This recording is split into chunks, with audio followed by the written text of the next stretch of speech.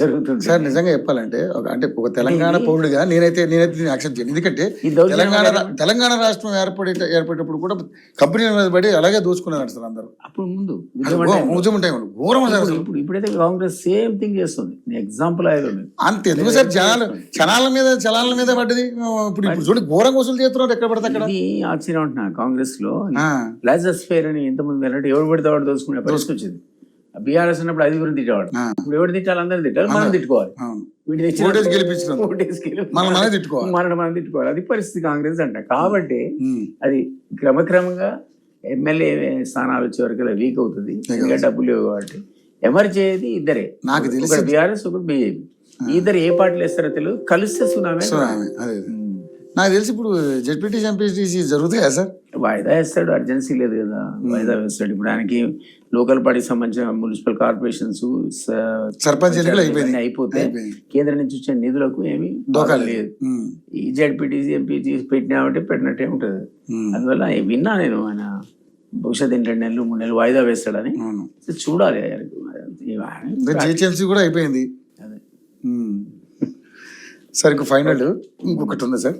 ఇప్పుడు ఆర్టీసీ ఉద్యోగుల విషయం సార్. అవును, పాప వాళ్ళకు గవర్నమెంట్ సర్వీస్ లో తీసుకుంటామని అప్పుడు కేసీఆర్ అజూరెన్స్ ఇచ్చాడు, జీవో కూడా ఇచ్చినట్టున్నాడు. అవును, అది తమిళసై గారికి తీసుకెళ్లి చేయడం. అయితే వాళ్ళకు గవర్నమెంట్ ఎప్పుడో చేయాల్సి ఉంటుంది. అప్పుడు 55 రోజులు సమ్మె చేశారు. వాళ్ళకి ఇవ్వాల్సి ఉండేది, అన్యాయం జరిగింది. అది ఈ గవర్నమెంట్ అయినా సరే దాన్ని ఇంప్లిమెంట్ చేయాలి. వీళ్ళు మేనిఫెస్టో పెట్టి కూడా వీళ్ళకి దోకా చేసి. ఒకటి, నేను గవర్నమెంట్ సర్వెంట్ ఉన్నాను కాబట్టి గవర్నమెంట్ సర్వీస్ లో ఉన్న వాళ్ళని మీరు ఎంత పెంచుతూ పోతే అంత ఖర్చు ఎక్స్చెకర్ మీద పడుతుంది. అనుమానం లేదు. డార్నేషన్ ఆర్టీసీ ఒకసారి గవర్నమెంట్ లో చేరితే వాళ్ళ బెనిఫిట్స్ వేరు. వాళ్ళ పెన్షన్ ఎలిజిబిలిటీ వస్తుంది, అన్ని రకరకాలు వచ్చి నీకు మొత్తం దాని వీళ్ళకి వస్తుంది, బర్డన్ వస్తుంది. కానీ you already accepted, you have issued a GO. అది నువ్వు ఇంప్లిమెంట్ చేయాల్సిందే, కానీ వేరే మార్గం లేదు. ఎట్లా నువ్వు 2 లక్షల మందికి ఉద్యోగాలు ఇస్తానన్నప్పుడు వీళ్ళని రెగ్యులైజ్ చేయి. వీళ్ళంతా రకం చెప్పాలంటే అవుట్ సోర్సింగ్ లాగా, కాంట్రాక్ట్ లాగా. వాళ్ళను దే డిజర్వ్. ఎన్నేళ్ళ నుంచి మనకు సర్వీస్ చేస్తున్నారు, చాలా ఏళ్ల నుంచి సర్వీస్ చేస్తున్నారు. సో నష్టం ఉంటుంది, దానివల్ల ప్రభుత్వానికి నష్టం, అది భరించాలి. ఇప్పుడు దాన్ని భరించాను. కొన్ని ఏమిటంటే సంస్థల ద్వారా వాళ్ళకు ఆదాయం ఉండదు. అంతమంది చేత ఆ దుకాణం మూసేయలేము. దాన్ని ఒక స్కూల్ ఉంది అనుకుందాం, దాన్ని సరే ఇది లాస్ వస్తుందని మూసేస్తారు. కంపెనీలా పోయలేదు, దాన్ని నడపాల్సింది. అదే పదిలో ఆర్టీసీలో కూడా లాస్ వస్తుంది, గవర్నమెంట్ మీద బర్డెన్ పడుతుంది. కానీ వాడు డిజర్వ్ రెగ్యులరేషన్. చెప్పావు నువ్వే, మరి అవుట్ సోర్సింగ్ ఉండదు, కాంట్రాక్ట్ ఉద్యోగులు ఉండరు. ఈవిడ కూడా కాంట్రాక్ట్ మొత్తం అవుట్ సోర్సింగ్, కాంట్రాక్ట్ ఉద్యోగం. సింగరేణి కూడా అన్నావు, సింగరేణి ఎత్తేస్తాం, అవుట్ సోర్సింగ్ ఉండదు, ప్రతి వాడు గవర్నమెంట్ సర్వీస్ చేసి పడేస్తా అన్నావు లేదా? టిఆర్ఎస్ ప్రభుత్వ అజ్యూరెన్స్. అది ఆ మాట అన్నాక ముందు వీళ్ళని చేసి కొత్త ఉద్యోగాలు ఇవ్వాలి, నేను పెట్టుకోవాలి, ముందు రెగ్యులర్ చేశారు. కాబట్టి వాళ్ళు తప్పు చేశారు, అది రెక్టిఫై చేయాలి. అది వాళ్ళ ఆందోళన సెంటర్లో తప్పులేదు. ఆందోళన నువ్వు ఇచ్చావు వాటి జీవో, కానీ మరీ దారుణం సార్. కానీ వాళ్ళు అడిగేది కూడా తెలంగాణ ఉద్యమంలో కూడా కీలక పాత్ర పోషించారు కదా సార్. సకల జనుల సమ్మె ఇప్పుడు చివరి దశలో సకల జన పోరాటాలు ఆర్టీసీ వాళ్ళు మెయిన్. నాకు తెలిసి 52 రోజులు పోలే. దాని ఇంపాక్ట్ కూడా డెసిషన్ మేకింగ్ మీద పడ్డది.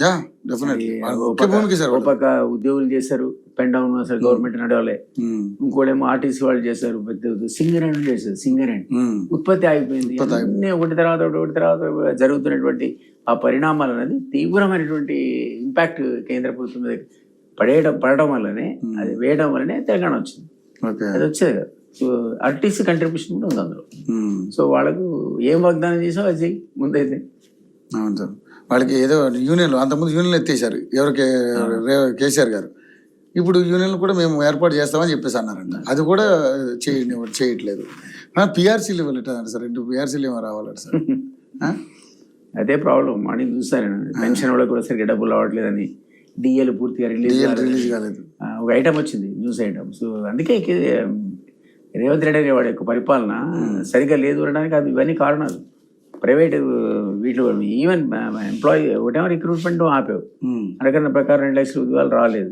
సరే ఇస్తే 30,000 కావచ్చు, 40, 50, 60 ఇచ్చావు. మిగిలినది పెట్టాలన్నది ఒకటి, ఇక్కడ ఫెయిల్యూర్. నెక్స్ట్ ఇట్లాంటి వాళ్ళకి హామీలు ఇచ్చు, ఆర్టీసీ రెగ్యులైజ్ చేస్తాను, గవర్నమెంట్ సర్వీస్ తీసుకుంటాను. తర్వాత వైద్య సర్వీసులో ఉన్నటువంటి హాస్పిటల్లో ఉన్నటువంటి అవుట్ సోర్సింగ్ అయితే మీరు ఆశ్చర్యపోతారు. ఓడికి 800, వాడికి 1200, ఓడికి 2000 ఇట్లా పోతున్నాడు వాడు. అది ఏం తింటాడు అసలు? 2000 రూపాయల జీతం మీరు పోయి చూడండి నిమ్స్ లో ఆ స్వీపర్కి ఇస్తారు. Out sourcing. రెగ్యులర్ అయితే 20,000 ఇస్తారు. అవుట్ సోర్సింగ్ ఎందుకు పెట్టారు? డబ్బులు సేవ్ చేసుకున్నాను. పోనీ ఎంతకి ఇస్తున్నావు? 2,000కి ఎవడన్నా బతుకుతాడా?